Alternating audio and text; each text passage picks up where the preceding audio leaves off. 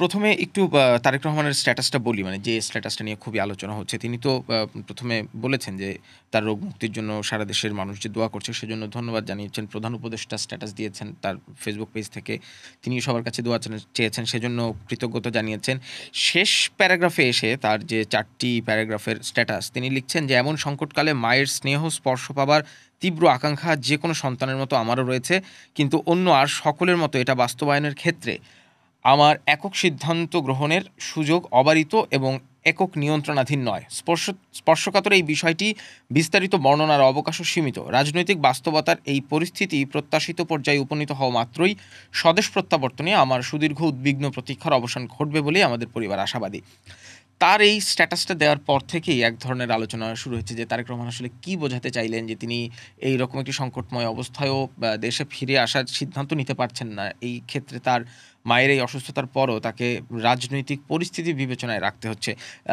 নানান মানুষ, নানানজন নানা দিক থেকে নানাভাবে বিশ্লেষণ করছে। আমাদের হাতে বেশ কিছু ফেসবুক স্ট্যাটাস আছে যারা সামাজিক যোগাযোগ মাধ্যমে এই বিষয়ে নানান বিশ্লেষণ করেছেন।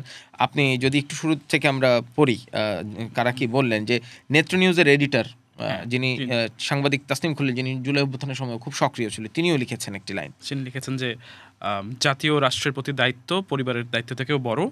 নির্বাচনের তফসিল ঘোষণার আগে তারেক রহমানের বাংলাদেশে ফেরা উচিত হবে না। মানে তিনি মোটামুটি স্পষ্টতই তার যে ভাবনা সেটি একদম স্পষ্ট করে বলেছেন যে তার উচিত হবেই না।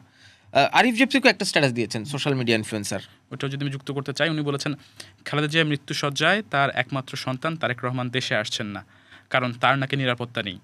আজকে যদি ফ্যাসিস্ট সরকার থাকতো তাহলে আমরা ধরেই নিতাম যে এই করুণ মুহূর্তে তারেক রহমানকে দেশে আসতে দেওয়া হচ্ছে না, সেই সরকারের গোষ্ঠী উদ্ধার করতাম আমরা।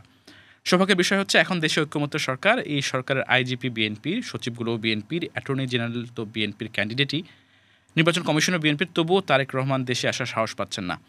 দেশের রাজনীতি কী পরিমাণ ক্রিটিক্যাল অবস্থায় আছেন চিন্তা করেন। উনি আরিফ জেপতিক লিখেছেন এই কথা।